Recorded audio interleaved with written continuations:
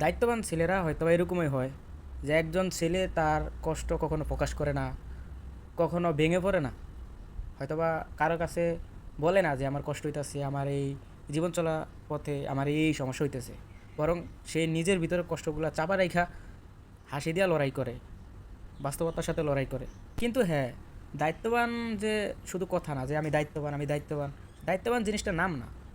একটা ছেলে দায়িত্ব নিয়ে পুরা ফ্যামিলিটাকে আগলে রাখে, নিজের মতন করে গড়ে তোলে।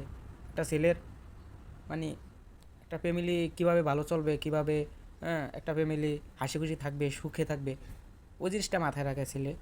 ওই দায়িত্ববান ছেলেটা সব সময় ভাবে যে আমি আমার ফ্যামিলি মেম্বারকে একটু ভালো রাখবো, একটু ভালো রাখার চেষ্টা করব।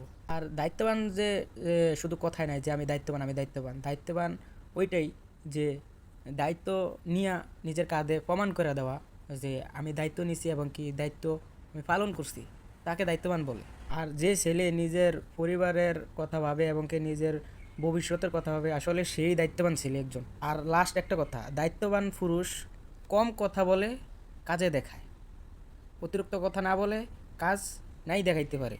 দায়িত্ববান ছেলেরা কম কথায় বেশি কাজ দেখায়, তাদেরকে দায়িত্ববান বলে। তো ধন্যবাদ, সবাই ভালো থাকবেন, সুস্থ থাকবেন। আল্লাহ হাফেজ।